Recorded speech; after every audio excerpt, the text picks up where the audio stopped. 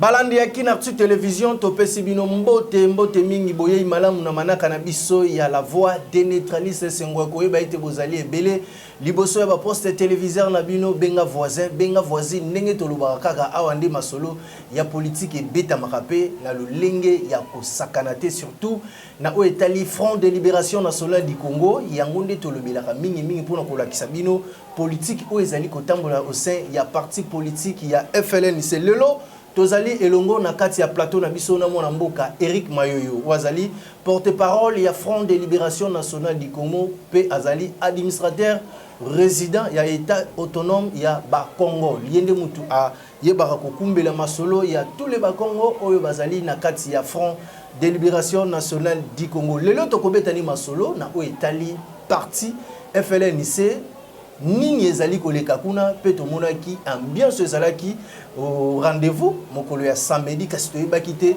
nini ezali koleka vraiment kuna yango tobengi mwana mboka Eric Mayoyo pona kolobela mambi matali changement ya constitution pena o ezali koleka na kati ya Front de Libération Nationale du Congo. Grand merci na grande équipe technique o bazali ko accompagner biso na musala na biso na makam na biso o tozali ko solola lelo pe émission o bolandaka mingi na Kinartu Télévision bo pesa biso toujours confiance parce que masolo ya politique et beta marape awa nde masolo tolobelaka mingi FLNC pe politique il y a République démocratique du Congo. Moi, Mboka Eric Mayoyo, bonjour et bienvenue.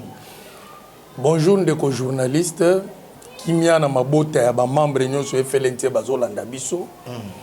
Lo sako na tata mokonzi ya au conseil ya transition, j'ai cité Nkumu Kapende Likanimbu, mbote na bana FLNT na diaspora, mbote na bana FLNT partout bozali na République démocratique du Congo.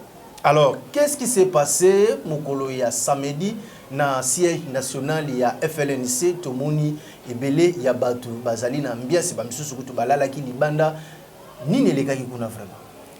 Mais non, comme d'habitude, biso na siège na biso chaque samedi tozalaka na contribution hebdomadaire. Parce que oyebi que na kati ya loi o eza ko faire fonctionner ba parti politique na RDC. Balobi parti politique et vivre na ba contribution ba don pe ba leg ya ba membre. Alors nous on a adopté une certaine attitude et une habitude chaque samedi to kuta na kana niveau ya siège national na biso na joli site na quartier Mitendi pour na ko sala pe contribution na biso hebdomadaire.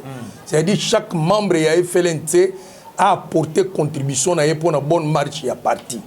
Les activités to bandi depuis très longtemps. Très bien. Yango mone se déroule na cadre et ambiance festive. Ozomona parce que tozo wuta bipai na bipai tozo kutana et ça la ke sengo que banda lundi ti vendredi bokutana kina bande ko musute boyo ko kutana samedi et ça la ka kitoko nde autour ya moi kopo moko to sepelaka to binaka tout en contribuant pour les partis. Donc c'était ça une ambiance normale auto mesana nango chaque samedi ya ko contribuer na niveau parti na biso. Voilà, chers téléspectateurs, wana boutulanda vraiment mwana mboka Eric Mayoyo le porte-parole ya Front de Libération Nationale du Congo.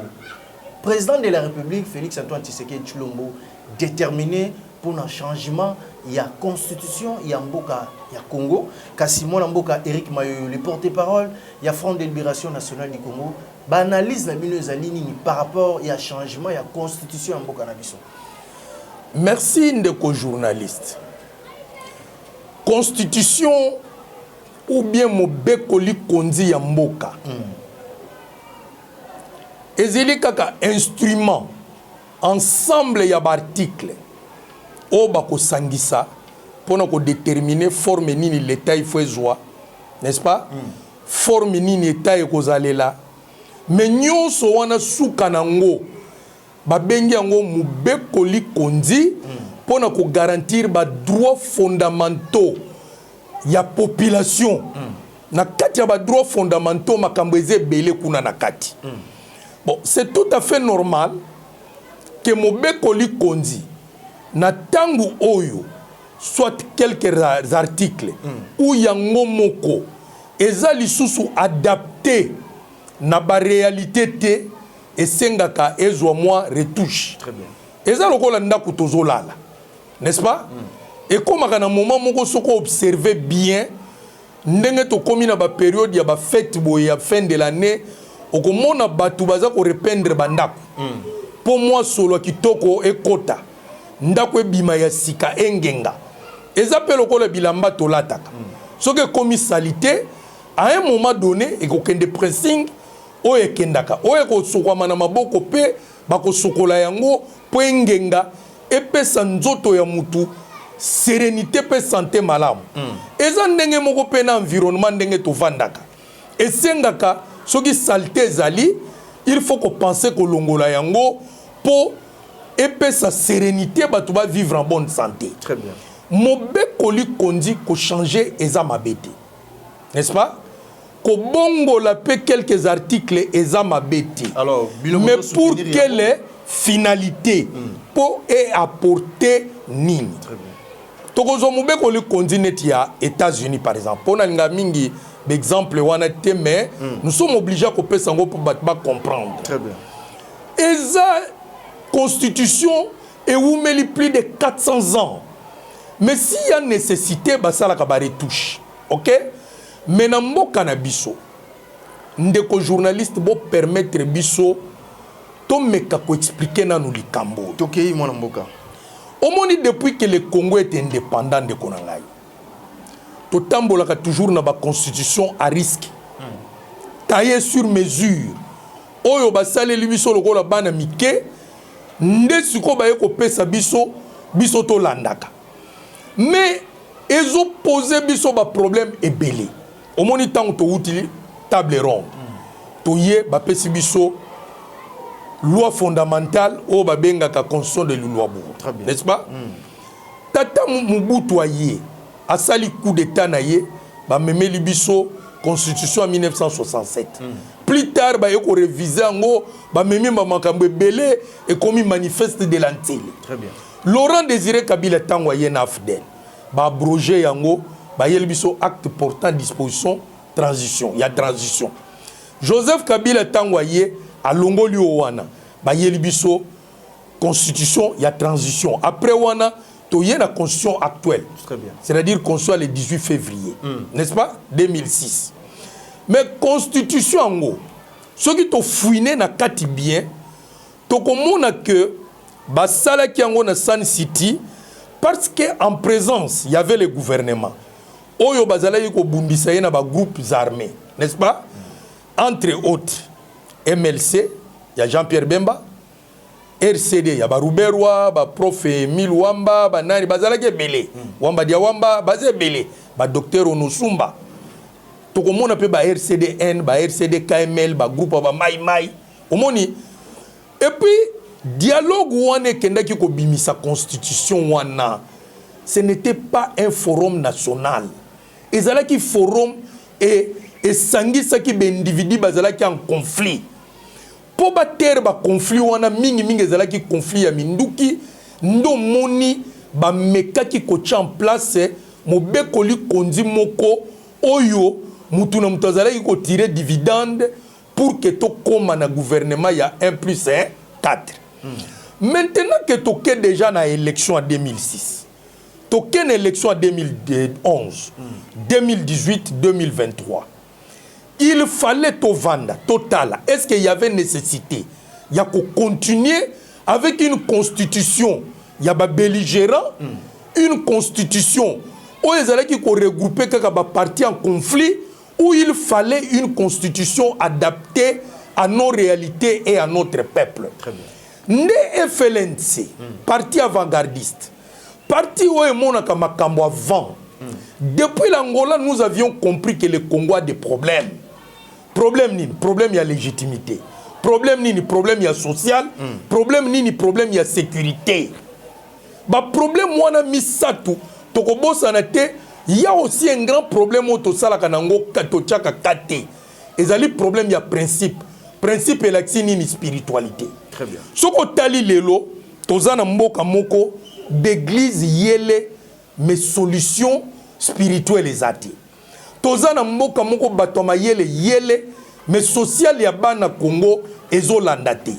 toza na mboka moko ba constitutionnaliste ba vandi mais mibeko ezoto samate toza na mboka moko oyo ba prédéfinir déjà le lenge nini répartition ba richesse kozala mais congolais zo demeurer dans la pauvreté FLNC oye kamba mina notable Kapendeli Kanimbo un visionnaire un leader éclairé amonaki déjà que ndenge tozozonga Congo na fin exil na biso na Angola nous devons apporter une solution aux contradictions qui opposaient nos frères congolais, n'est-ce pas?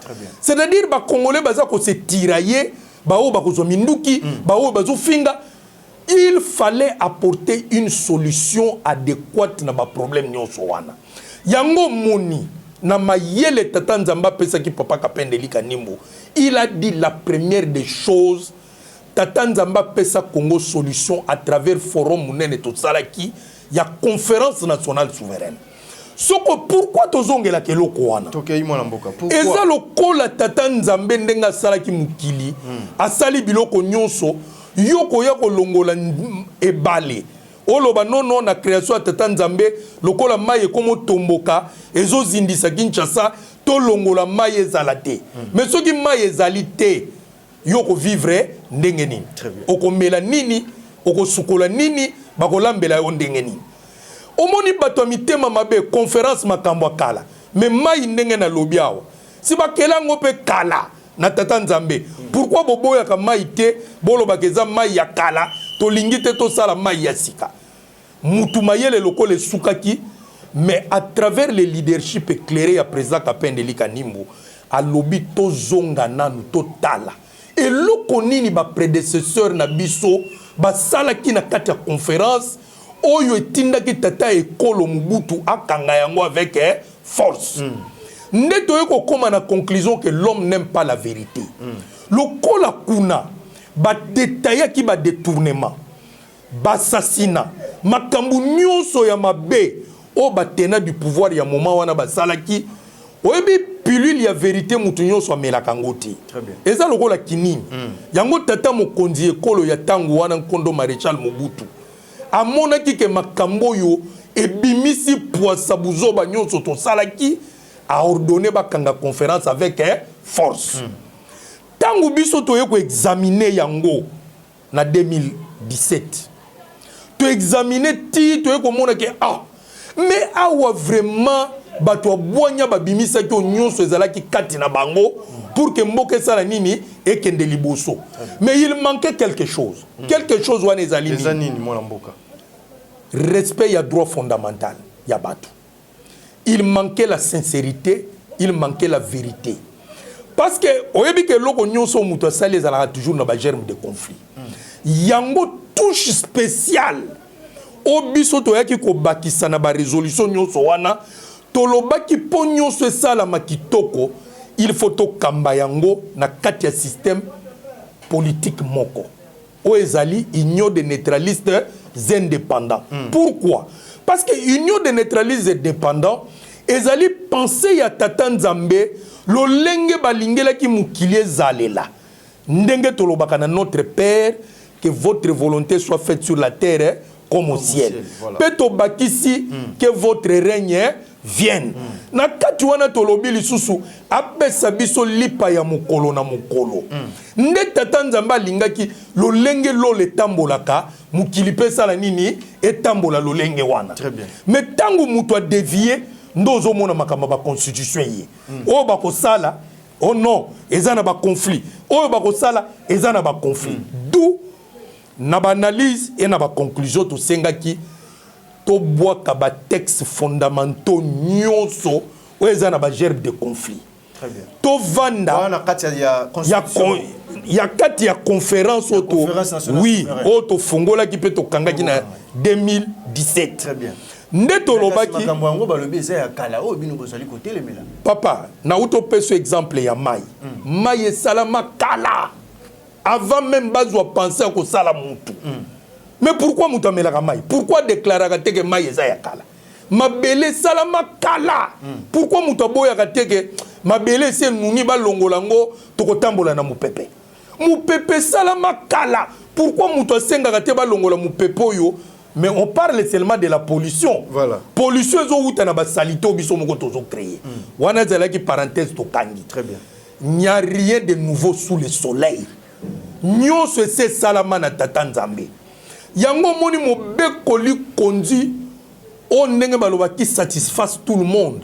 C'est la volonté de l'Éternel Dieu.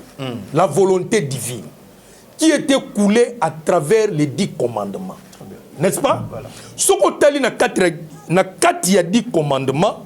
Au komona ke ba science union so eza na 4 wana.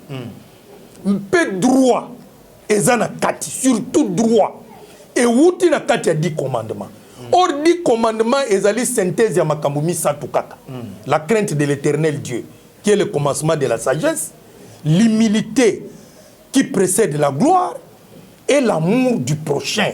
Linga muninga na yo ndengo milingaka. Très bien. Yango to mona kike la meilleure des constitutions, c'est celle qui sera bâtie sur le système politique union des neutralistes indépendants, parce que le capitalisme, le socialisme et le communisme ont échoué sur base des pensées des humains qui ont voulu imposer aux plus faibles. Oyotolobi, la loi du plus fort est toujours la meilleure. Même ce qu'on tourne président de la République, Lelo. Mokonzamboka yozolo be le changement à la constitution. Est-ce qu'on a un sous-bassement? Azata na idée à texte mokona noté. Mais les FLNC a les sous-bassements. Il y a texte. Mais mikanda nyon soto sala qui a conférence. Si baloba ki ba conclusion to pesa ba konzamboka. To kotsa ki yango. Yo kanti même mokonzamboka ti azoloba na changement à constitution azwangwa. Ça joue pas na biso. Ah. Era tangi ba conclusion ya conférence ya 2017. Tout senga qui changement à constitution mais appuyer bien non non wana ba bengi yango malhonnêteté intellectuelle. Bon excusez ngai. Nous sommes les précurseurs. Vous pouvez visionner toutes les émissions politiques. Je mets quiconque à défi. C'est les FLNC qui étaient les premiers partis politiques. À travers ma résolution, il y a réouverture et fermeture. Il y a des travaux à conférence nationale souveraine. Auto Sala qui est un joli site en 2017, on a demandé le changement de la constitution appuyé par l'union des neutralistes indépendants. Le Kola Kabila Zalaki déjà fait mandat, moyen pour appliquer ma Kambouana et Zalakité. Yango Moni Tango Félix, président Félix, s'il vous plaît, aïe. Atangi Mikanda wana instruire ba service na bi oh. Mais où est malam? Très bien. Bande ko ba pesi. En plus, ezako s'appuyer voilà. Ezako s'appuyer na pensée ya Tata Nzambe. Je pense qu'il est de bon augure to adopter schéma ya baninga. Il fallait que tu battes Tikabiso. D'ailleurs, Tikana personne moi révélation. Est-ce que oyebi que na mukolo ya lelo poto bomba kama kambebele depuis début année oyo cour na ba konzamboka ba pesa biso mukanda poto za la porteur ya makambo ya changement ya constitution. Ah, mais c'est pas l'IDPS. Mais non, non, non. Mais l'IDPS à travers le président de la République, lorsqu'a accédé à la trône de la magistrature suprême, pour na bosani mukanda ngona sak na ndako na bureau na. Alors nous devons protéger cette constitution qui consolide l'unité nationale. On ne peut pas les toucher. Mais au fur et à mesure avancé, il faut comprendre que FLN Sazala qui a raison. Yakobo Yango, parce que ce n'était pas une constitution fédératrice. Et c'est là que constitution moko oyo na yebiso que des belligérants se sont retrouvés. Toti kananu makambo basala na bapaya non non. C'était un groupe d'individus en conflit qui ont mis en place cette idée ba aider bango à travers bana mboka mususu na bapaya pour bakoma yango na Liège. Mais le vrai problème est que ça ne garantissait pas les droits fondamentaux à tous les Congolais. Et c'est là qu'il y a un déséquilibre. Mais Oyo Salama qui a les années 90, 92, la conférence nationale souveraine, revue et corrigée par plus de 1600 délégués, la conférence Fongwama qui a un joli site, en 2017, to apporta qui ba touche nde tango mo konzaye ko tala lobby oh mais le système politique union de neutraliser indépendant eza ya bana mboka ba congolais tika to porter en bras le corps to kende de l'avant mais il s'est seulement précipité obi ke mo konza mboka sa voix porte lokola ya mi lobela kiango et sali eko batu tout bakanti eza idée ou te pas président Félix na IDPS nzokande non mais na plateau na yo yambanga combien de fois na yebisa o makambwana vous êtes témoin oculaire bon luka ba cassette wana bokomona ke ba déclaration na biso salama antérieure na ba déclaration ya IDPS IDPS vient de faire des déclarations postérieures nous avons commencé ça depuis l'époque de Kabila. J'ai des images sur YouTube, j'ai des CD chez moi à la maison, je peux mettre quiconque à défi. Et je me rappelle même la fin du mandat du président Kabila, le pasteur Théodore Mugabe, qui me suit à l'écran de la télévision. Alors, je me suis raison, constitution est adaptée na système na biso gouvernance to changer yango membre na kati ya siège national ya FLNC bo sepela par rapport ya makambo au président de la République koti na kati ya demal na bino bo zalaki na ngona conférence nationale souveraine bon touche ya ko sepela wana na deuxième aspect na ngo ezalaki ni tango président ye ko annoncer le sous pour la deuxième fois na Lubumbashi voilà na je crois qu'il push changement ya constitution nde notable Kapendeli Kanimbo alobi il est temps maintenant il est temps maintenant toyeb sabana mboka ke makambo président azoloba wana eza mikando biso to kotsaki na bureau na ye soki to kosi baya na son de cloches contraires nous allons prouver avec image que to banda makamba constitution yo depuis époque Kabila surtout ngai témoin oculaire et bimana munokonanga Kabila azana nous président appuyé par le pasteur Théodore Mogalo il est vivant balobi les paroles s'envolent les écrits les lotos bâtis les images restent donc l'IDPS n'a rien à foutre avec les changements de la constitution balandi de idée mais c'est une bonne idée. Très bien. N'est-ce pas? Et bimine, tozo soutenir IDPS. Encore moins, tozo lié na bango te. Alors, quelle est votre Nous position? soutenons seulement la bonne idée du changement de la constitution. Parce que vous n'êtes pas na biso. Très bien. Bango ndesko ba se joindre na voix na biso pour toi accompagner yango. Ce n'est pas que nous soutenons leur idée, non. Ça nous corrigeons. Nous ne sommes pas non plus leurs alliés. Nous avons commencé cette idée depuis avant fin mandat du président de Kabila. Alors que le président, quand il a prêté serment en 2019, il y a une loi. Dans le journal officiel, ordonnance, alors que nous devons protéger la constitution. Les écrits sont là. Nous sommes contraire à Zate. Nous soutenons l'idée du changement. Voilà. C'est par là. Nalingina répondre à la question lobby président lobby muto ko empêcher en tant que garant de la nation Azati. Très bien. Mais le premier garant de la nation c'est qui? C'est l'Éternel Dieu. Au moni tant mususo tozolo ba makambo to tekaka lolendo. Le premier garant c'est l'Éternel Dieu. Likolo nzambe na se fachi te na 16 ans no ba chef coutumier. Après ba chef coutumier population ndé épessier pouvoir par dérogation. Mais lorsque tu dis qui va m'empêcher, obetibo moi, garant, bongonga peuple nazana. Parce que c'est moi qui t'ai donné la légitimité pour comme président. Alors, tant que zoloba zalana limemia, oye bananu, est-ce qu'un colo a décidé que l'obio kokoma? Yango biso tolobaka toujours ce qui t'attend zamba lingi toko salaboy. Tous alaka na modestie. Modestie nde yango epesaka biso mpifo ya komata pe ya kozwa des gens populaires.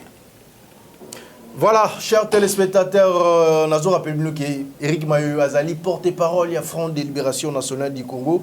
Mouto Azali, la bouche autorisée, il y a Front de Libération Nationale du Congo. Tous allez avancer par rapport à Masolo. Il y a changement, il y a constitution, il y a République démocratique du Congo. Groupe, il y a opposition, Basali bloc pour nous bloquer. pe ba démarche union sur le changement de la constitution et tant que FLNC bozali na kati ya opposition pe tozali komona mais bozali ko soutenir changement de la constitution de la République démocratique du Congo. Quelle est votre position actuellement par rapport à l'actualité politique où ezali ko circuler sur la constitution? D'abord toza au TAP.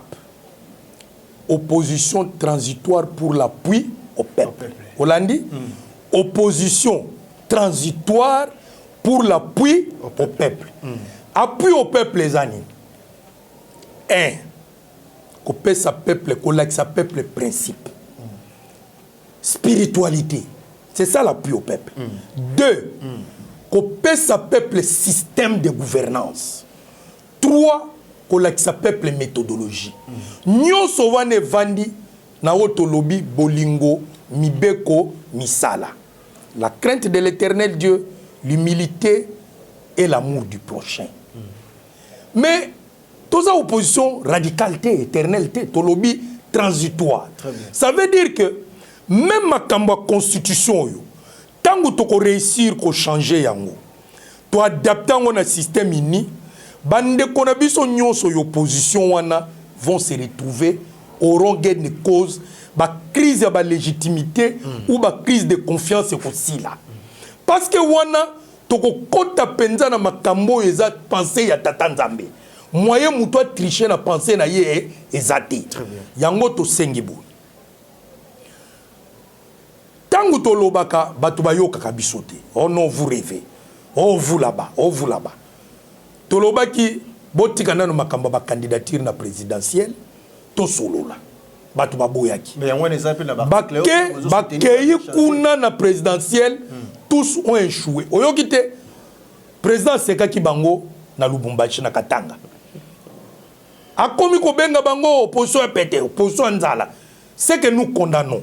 Mais tolobi boy. Bande ko bazonga nanu na raison. Parce que Christ ozana ngona mboka, quand bien même que président lobaki crise politique ezate zali. Président, tozana crise d'identité, tozana crise spirituelle, tozana crise ya système politique, tozana crise ya méthodologie, tozana crise ya nzala. Tozana crise pays éducation. Crise de transport. Crise ya transport, crise sociale. Yango na lobi wana. Nyonso wana.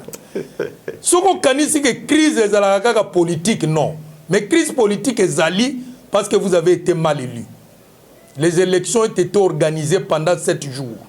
Alors que Moubeko et Lobby, l'élection, il faut salango en 24 heures. Ce qui beaucoup pousse, il faut saigner à dérogation dans l'Assemblée, dans les représentants du peuple. Ce qui n'a pas été fait. Il y a un moment où tu funda kabino dans l'élection en 2018, tu gagné pour le comportement wana. Le col tu gagné qui ça vaut pour nous. Tu supposes que l'institution non se zala kadik. Mais seulement to linga ku humilier mboka te, to lingi to sala likambo nyonso na réconciliation. Yango to sengi na bande ko na biso opposition. Société civile na ba église. Mettons de l'eau dans notre vin. Constitution ko ya yangonde e ko pesa biso ba droits fondamentaux lokola nini. Okay. D'abord, pourquoi nous nous appuyons na INI? Yokana tangela yo.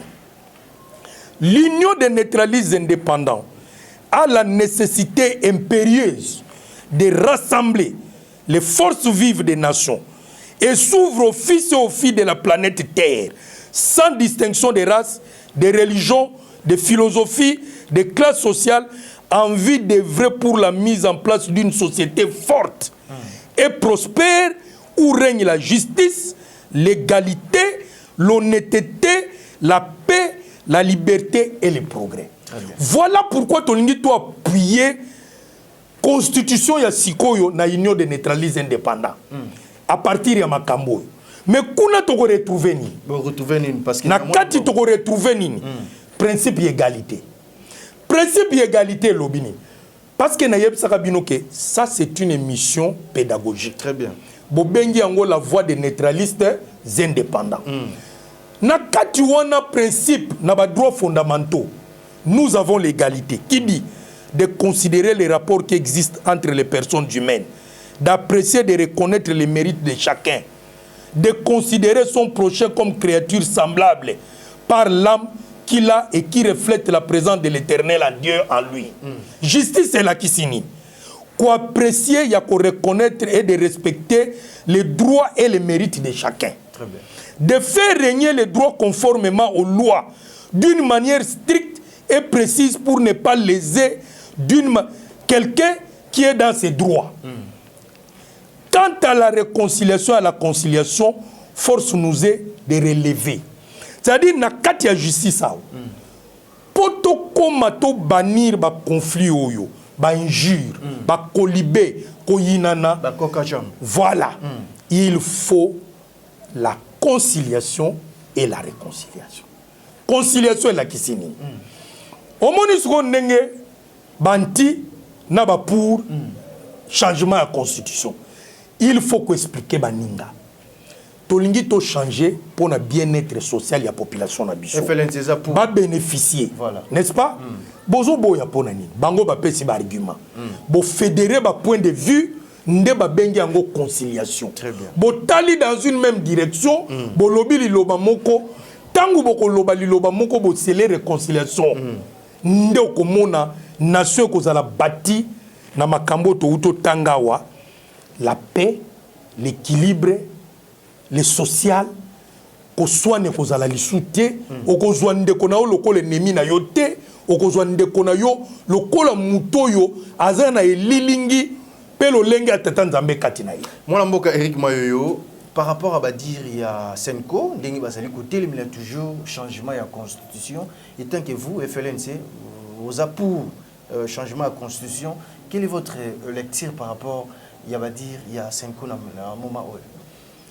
Mais na wutuko yebisa yo awa kasi ba confession religieuse c'est une côte ndaza ko piloter yendaza ko pesa ba point de vue tika na yebisa loko moko Mose tangwa memi bana Israël na ngomba na Sinaï ya mati ko sola na nkolo si ayaki na table de loi n'est-ce pas ayaki na table de loi wana sala ki tangwa kiti akuti peuple pengwi na kanda wana bambi yango na se. Est-ce que suka ki wana sazonga ki akendeki lisusu koyoka kozwa mibeko pour que bana Israël bazala na mibeko ekotambusa bango. Vrai ou faux? Mais Senko bazali ba inspecteur batoyo bayoka ka mungongo ya tata nzambe tango nyonso. Bakoki kozala église au milieu du village te, mais il faut bazala du côté de la vérité. Le côté vérité zanini. Toute constitution émanant na consensus nationalité et kozala kaka na ba gerbe de conflit. D'où to longola yango to sangana. Mutu na mutu pesa makanisi na ye to sala mobekoli konzi oyo et qu'on vende sur système politique uni pour éviter ba injustice, ba déséquilibre, ba inégalité, ba malhonnêteté, biloko nyonso ane longwa. To ko sala société moko oyo ko sala pérenne de génération en génération ba ko ya ko kuta mobeko li konji wana. Voilà notre démarche. Voilà les démarches du FLNC bazali ko bunda mingi pona ko longola ba Koka Jean Makamboué Belé ou ezali côté les mêla toujours changement ya constitution ya République démocratique du Congo.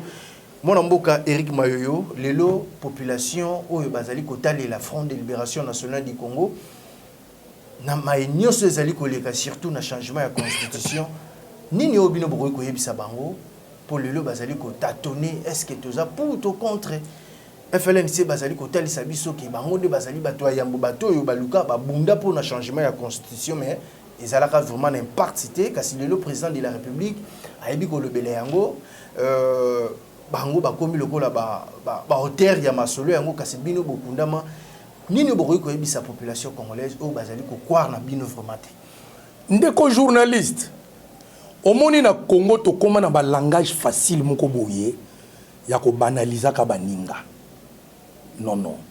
Mais kasi to banaliser pe tata nzambe te po aza mutu akala. Nyonso ya saleza ya kala. Pe bino batama yele botange belé na ba Sorbonne, boye koyebisa biso que sous le soleil, il n'y a rien de nouveau. Mais pourquoi quand on vous dit makambo yo? Bon, au fait, biso na Front de Libération Nationale, tu as eu qu'on comprendre que les loups entre eux ne se mangent pas. Très bien. Nandenge nini. Au moment tango batu ba mesana ko sala makamoko ya mabe. Et que bolingi bo apporter contradiction, ils doivent se souder pour ba sala ka makambo wana ya mabe. Exacte que makambo na biso ezalaki n'impact te. Mais ce qui le président lobeli yango. C'est parce qu'à mon avis que zalaki fondamental et que nous avions bien réfléchi. Mais ce qu'à mon avis que tozalaki ba homme réfléchi te. Yako yako lobeli yango pour nani. Mais ce qui pose problème en réalité, Zanini, le lenge président Lobeliango, Nandenga ba Yakuza, Nandenga ba Yanke.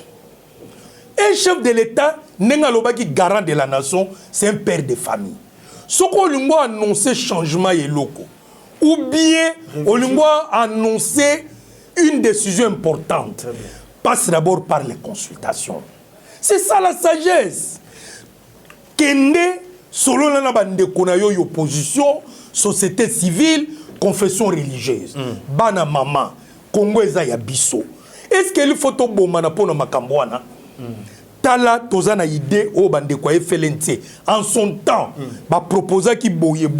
Voilà. Bino bomoni ndengeni. Très bien. To sali un débat autour de ça. C'est seulement à partir ya ba conclusion wana nde président ko telema po ya ko loba bon population boyoka en tant que garant de la nation o bo pesa ki mandat na bino na sololi na baninga vu ba désordre de tozanango côté ba loi fondamentale tozui décision boy mon lamu ki na tongo nano combien ta phrase mon côté ozui idée baninga oye toko changer ozolo belango na ndenga ki yank oza sûr que l'opposant na ba sepela nango non on gère un pays dans l'amour et un père de famille fédère même bato bazalaka contre ye parce que mutu a cause la contre yo mais idée na yeza malamu au moins on peut penser solution beaucoup avance. FLNC proposera révision en constitution tout changement total et radical mais une constitution basée sur notre système politique. Notez que c'est pour la première fois que depuis que l'Éternel a créé la terre qu'un noir a eu un système politique. En l'occurrence, le président Kapendeli Kanimbu. Mais nous devons le soutenir. Mais pourquoi Tolingi ko s'accrocher dans le système politique à Bapaya? Ou ils ont apporté même solution dans le Canabisoté. C'est pourquoi le président Félix est à Monibo. Mais na outu ko landa discours ya président Burkina Faso. Alors mais nous devons jeter l'impérialisme à travers ce système politique qui est le capitalisme, le socialisme et le communisme. Nous devons nous adapter au système sociétal qui sont propres à nous les Africains afin de nous permettre d'avancer pour créer notre propre diplomatie, notre propre moyen de défense, notre propre collaboration entre frères africains. Mais ça c'est un neutraliste éclairé. Mais pourquoi nous sommes Congolais? Voilà, cher téléspectateurs. Voilà. Selon Idéa. Mais le les Congolais, Idéa FLNT avec son président Kapendeli Kanimbu, Batou tellement ba mesana na malhonnêteté intellectuelle. Yango moni même lelo ba travaux de fin de cycle, fin d'études, Batou ba comme ko sala ba plagiat, a ju idée ya Eric Jenabala, aya changer l'air tchela, a tcho nga na silisi, alo nginaye. Ça on appelle ça la malhonnêteté intellectuelle, ça s'appelle la tricherie. Voilà. Bon reconnaître bateau babandaki. Parce que mayele ya ko sala ngo ezaka ke pana biso. Soki bo tembe bo kenango na lo yenge na ndenga ko dribbler ba congolais bo ko mema kutu conflit moko na bo monate pe bo ko zima moto wanati. FLNC a bozala na kati ya congrès, il y a préparation, il y a changement, il y a constitution mboka na biso to bozala ti. Biso nde to ko piloter makambo wana. Nani président Kapenda ko pesa orientation le moment venu mais pour l'instant to tikana no makambo ekende ndenge yango ezo kendela. Papa ndeko journaliste, mon frère, au moment où on venir à Congo na blague ti. Tant que tozo mona leader moko bimi devant moi batuna ya sali discours Le chef de l'État passera. Nous avons vu les gens parler au nom de Kabila ici, sont passés. Les gens parlent au nom de Kabila, ils sont effacés. Les gens parlent au nom du président Kasavubu, ils sont effacés. Le président Félix aussi un jour passera. Mais faisons des choses bonnes. Où est-ce que le lobby a tato kouten nande ko kabuya nanzela to pesani mbote. Ah mon frère, tu vas bien? Comment vont m'élever là-bas? Que le lobby est comment? Bilongue paille, ou elongue paille, bamsou poudre d'escampette. Ça n'arrange pas un pays. Honorons notre pays. Arrangeons notre pays. Les injures, les insultes pour des postes, ça ne sert à rien. Ataba commission PDG rozo chop chop, eza pona bana na yo, oko inviter ba congolais nyonso na ndako na yote. Très bien. Mais loko biso to lingiawa, to chamo boko, ou eko sala ke lobby, to créer ba structure. Ndenge président zo lobake, ba congolais ba koma ba millionnaire. Tant bien même à lobby, akoki ko pesa batu nyonso musala te. Il faut créer. Mais il faut créer. Na mayele tata nzamba pesa biso. Tout à fait normal. Congolais nyonso il faut sala. Voilà. Parce que mobeko ya liboso tata nzamba pesa alobaki celui qui ne travaille pas ne mange pas. Mais ceux qui sont président de la République, au lobby koza capable ko laisser batute. Ou bien ko pesa bango misala te. Il faut créer. Mais sikoyo bako kende ko zwa misala wapi. Il faut créer. Or soka za na musala te akolia te. Pour créer il faut des structures étatiques. Très bien. Mais lorsque vous n'avez pas de structure étatique pour créer ces emplois-là, c'est que quelque part, nous devons repenser notre système de gouvernance. Voilà, chers téléspectateurs, merci na binonio so besoin qui libaku ya kolanda biso na mokolo na lelo. Kasi soki o sepe l'émission mokolo na lelo bo pesa grand merci na grande équipe technique Moussa Bea, Glodil Lutumba, Olivier Kachama, assistant au Azalaki na biso pona ko assister biso na mokolo na lelo en direct na kati ya plateau il y a la voix des neutralistes. Mon mboka Eric Mayo tokomi na suka ya émission na biso to limito kabwana to tika plateau malobani no moko ko yebisa peuple congolais na o Italie FLNC pe na au Conseil national de la transition na moment où tozali ko milingila ko kende na ba conférence pour na ko changer constitution mboka bana Congo ba papa ba mama ba jeune bilenge mboka na biso komi na période moko historique oyo lelo lobi même lole ko juger biso na ba action tozo poser mboka ba sakana kana ngote mboka eza lokola am ya mutu soki ame bimi na kati ya nzoto balobi nzoto ya soki to sakani na réponse ya tata nzambe pour la solution à Congo ou ekitaki à travers la conférence nationale souveraine pour bâtir une nation forte au centre du monde à travers le système politique union de neutralistes indépendants au président Félix a reconnaîtra qui lobby tokozala redevable non seulement devant notre population non seulement devant les générations de nos familles, même devant l'éternel Dieu nous rendons des comptes. Bissonio so maintenant c'est le moment. Tout saisir l'occasion, il y a changement, il y a constitution. Puis il y a transition. Oh, il faut se mettre en place. Tout chama kanisina bissonio so sikamoko to avancer pour sauver cette patrie. Ezala bandeko oyo bazana ngambo bazwa ki minduki. Ezala bandeko balobi bango baza en opposition radicale. Société civile, confession religieuse, c'est le moment. Parce que ce qui est une opportunité wana et que le président Félix a sali passage en force. Na ba idée na ye biso to boyaki biso FLNCT. Po biso FLNCT to bandaki likambo. Président de Alandi a continué tonga ye FLNCT lokola singa Alandi. Boya c'est le moment. Mutuna muta pesa liloba na ye pour que l'obito à la JGT to lobaraka non noté. Nous ne sommes pas les alliés du pouvoir, mais il y a nécessité constitution changer transition quota tout ça le gouvernement moko n'époque ya Tchombe zalaki ya salut public tout autre ça la gouvernement de large union nationale pour que tout terrain nous ba différent total la peuple azolela auto clochardisé pendant des années pour mukolo ya ko tombokela biso et que la poudre d'escampette. Tango yangoyo, to buka mabolongo na biso, liboso, y a changement o ya constitution, to senga tatanzamba pesa biso ba idée ya malili, na mitu, pour que to zouwa makambo kitoko, to avancer, Congo comme nation forte, oyo batunyo so bako bandoya ko zouwa, bazo kende ko lesa mabota na bango. Voilà, merci Molamboka Eric Mayoyo, merci na disponibilité à temps, merci na papa Olivier Kachama, merci na équipe technique au ba accompagner biso, tokutani na bino na mikolo ezali ko ya grand merci na maman Balbine Buita, ma femme, o azali ko sala toujours ke yana ko mangebu ngebu. Tokutani na mikolo ezali ko ya, bye.